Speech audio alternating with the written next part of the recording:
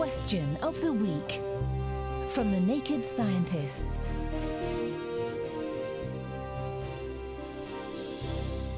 Hello and welcome to Question of the Week. This week we're answering this question sent in by listener Walter, who asks, what language do the profoundly deaf think in? Good question, Walter. Profound deafness is when an individual can hear nothing, save for occasionally extremely loud sounds. So if you do not hear sounds including those of people and yourself talking, what form do your thoughts take? Well, that depends on when the individual became profoundly deaf, as deafness cognition expert at UCL, Betsy Wall, explains. Somebody who's become deaf late in life and who grew up only speaking English, their dreams are going to be in English. A person who was born deaf, the languages they might think in are going to be related to the languages they know. You can see young deaf children signing to themselves, just the way young hearing children speak to themselves. So if your deafness came on in later life, it's highly likely you will retain the language you heard growing up as the one you think in, but those born deaf will see or even feel themselves signing in their head.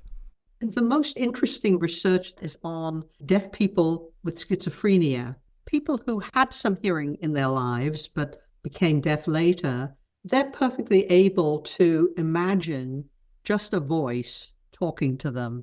People who were born deaf do report voices, hearing voices, being in conversation, but there's always an image of a face or a person to go with it, because that's their experience of spoken language, that you only communicate when you can see a person. Fascinating stuff. But with this being a language, same as any other, does it develop in the same way as spoken language among those profoundly deaf at birth? Here to explain that is Birkbeck University of London's Victoria Mousley.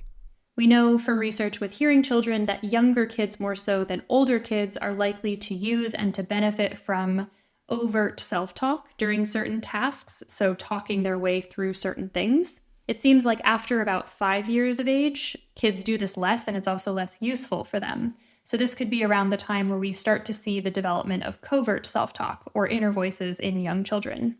We also know that profoundly deaf kids who experience full native language access early in life achieve very similar cognitive and linguistic milestones to hearing children. So I would expect that deaf and hearing kids would develop inner voices at pretty similar ages, and that both deaf and hearing kids' inner voices likely reflects their language and communicative experiences up until that point, but we would need more research to test these hypotheses. So there you have it. Thank you to Walter for the question, and to Betsy Wall and Victoria Mousley for the answer. Next time, we're answering this question sent in by listener David, who asks, can an action ever truly be replicated? Excellent question, and we shall hope to have an answer for you next time.